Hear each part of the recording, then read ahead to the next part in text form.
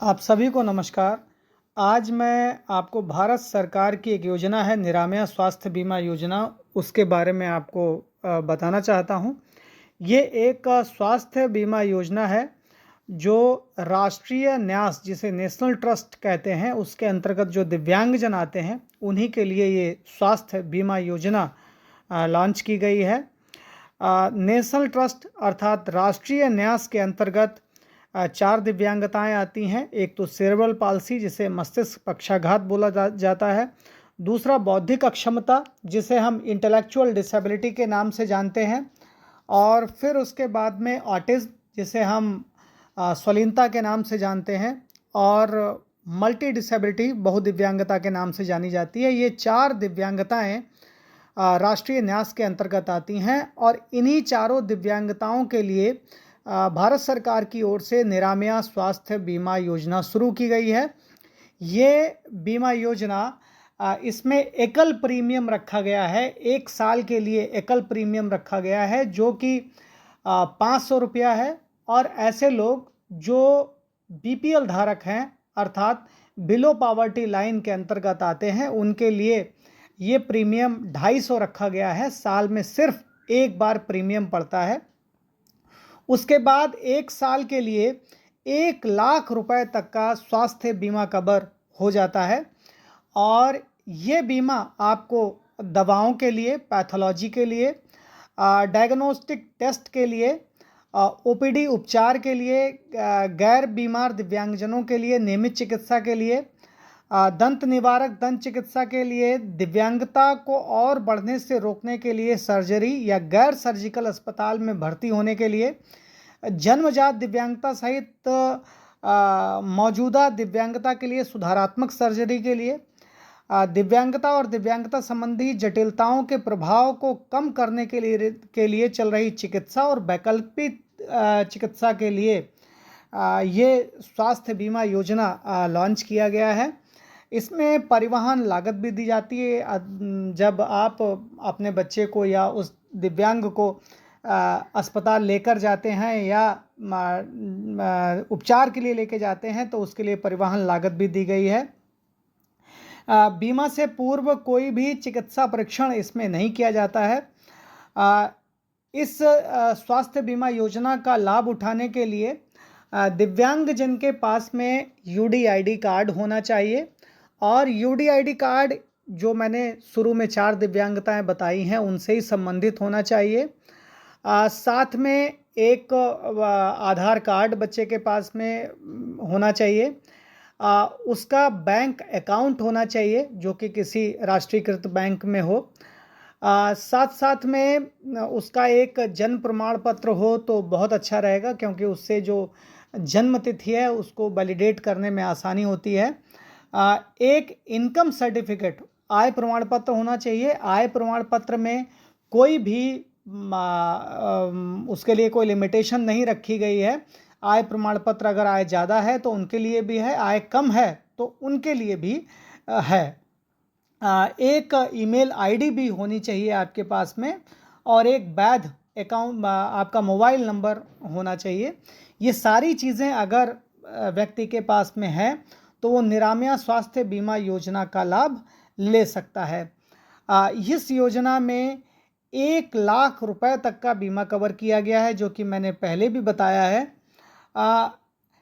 इस बीमा योजना के अंतर्गत जो कि अप्रैल 2022 से प्रभावी है, इसमें ये जो 1 लाख रुपया है उसको अलग अलग बांटा गया है, अलग अलग मद में बांटा गया है। किस मद में हम कितना पैसा खर्च कर सकते हैं वो मैं आपको बता देता हूं कि अस्पताल में भर्ती होने की सभी सीमा से अधिक आप लगभग 55,000 रुपया खर्च कर सकते हैं। उसमें भी उसको 2 कैटेगरी में बांटा गया है। पहला ये है कि जन्मजात दिव्यांगता सहित मौजूद दिव्यांगता के लिए सुधारात्मक सर्जरी, अगर कोई सुधारात्मक सर्जरी आप करवाते हैं तो उसके लिए 40,000 रुपये तक का खर्च आप कर सकते हैं। गैर सर्जिकल जिसमें सर्जरी की आवश्यकता नहीं है, बिना सर्जरी के कोई बच्चा अगर अस्पताल में भर्ती है, व्यक्ति अस्पताल में भर्ती है जो इस बीमा योजना का लाभ उठा रहा है, उसको 15,000 रुपये तक का लाभ इस बीमा योजना के अंतर्गत दिया जाता है। ये टोटल 40,000 और 15,000 55,000 हो गया। बाह्य रोगी विभाग या ओपीडी के लिए कुल सीमा जो है वो 19,000 रखी गई है, जिसमें कि दवाओं, पैथोलॉजी, नैदानिक परीक्षणों सहित ओपीडी उपचार के लिए कुल 15,000 रुपया दिया गया है। और डेंटल प्रिवेंटिव डेंटिस्ट्री के लिए, डेंटल प्रिवेंटिव मतलब अगर कोई दिव्यांगजन को दंत चिकित्सा से संबंधित समस्या है तो उसके लिए 4,000 रुपये तक का इसमें आपको जो है वो बीमा दिया गया है, मतलब टोटल 19,000 हो गया है। फिर उसके बाद दिव्यांगता और दिव्यांगता संबंधी जटिलताओं के प्रभाव को कम करने के लिए चल रहा है उपचार, जैसे आप ऑक्यूपेशनल थेरेपी कराते हैं, आप फिजियोथेरेपी कराते हैं, आप speech and hearing speech therapy अगर आप करा रहे हैं तो उसके लिए ऐसे ही जो भी दिव्यांगता के प्रभाव को कम करने के लिए अगर आप कोई उपचार चला रहे हैं तो उसके लिए 20,000 रुपये तक का बीमा आपको दिया गया है। इसमें वैकल्पिक चिकित्सा के लिए अगर इनके अतिरिक्त दिव्यांगजन को कोई और समस्या होती है तो उसके लिए 4,000 रुपये तक का बीमा लाभ दिया गया है। परिवहन लागत के लिए कुल 2,000 रुपया दिया गया है। जब आप बच्चे को लेके जाते हैं तो अगर आप किसी गाड़ी में लेके जा रहे हैं, ओला, उबर या उसके बिल संभाल के रखिएगा जो कि इसमें लगाएंगे तो वो पैसा आपको रिम्बर्स हो जाएगा। एक चीज़ और मैं आपको बताता चलूँ, ये कुल 1 लाख रुपया आपको इस बीमा में बीमा कवर हो रहा है, स्वास्थ्य बीमा में बीमा कवर हो रहा है। और मैंने जो बता दिया है किन किन मद में ये पैसा आपको दिया जाता है। एक बात बताना बहुत ज़रूरी है, वो ये है कि ये पैसा प्रथम दृष्टया आपको सबसे पहले आपको खुद ही लगाना पड़ेगा, जो कि अगर आप सभी के बिल सुरक्षित रखते हैं और उन बिल को लगाकर इस फॉर्म को भर के मंत्रालय के पास भेजते हैं तो इनका जो भी पैसा है वो आपको रिम्बर्स हो जाएगा, वापस हो जाएगा।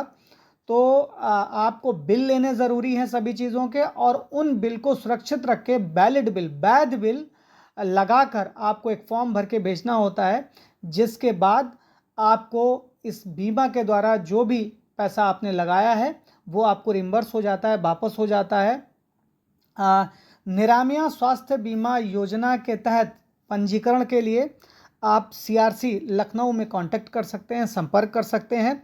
CRC लखनऊ का कांटेक्ट नंबर है 7839 456 178 7839 456 178। CRC लखनऊ में आप फ़ोन करेंगे, आप पंजीकरण से संबंधित जो भी आपको जानकारी चाहिए वो दे दी जाएगी और आप घर बैठे इस स्वास्थ्य बीमा योजना का लाभ उठा सकते हैं। ध्यान रखिए, आप सभी लोग इस निरामया स्वास्थ्य बीमा योजना के बारे में अपने आसपास जो भी दिव्यांगजन हैं, जो राष्ट्रीय न्यास की दिव्यांगताओं के अंतर्गत आते हैं, तो उन सभी को इस बीमा योजना के बारे में बताइए, जिससे कि वो सभी इसका लाभ ले सकें। और कोई क्वेरी है तो आप मुझसे व्हाट्सएप से या फेसबुक से कहीं से भी आप मुझसे पूछ सकते हैं। आप सभी का दिन शुभ हो। आप सभी को बहुत बहुत धन्यवाद। Thank you.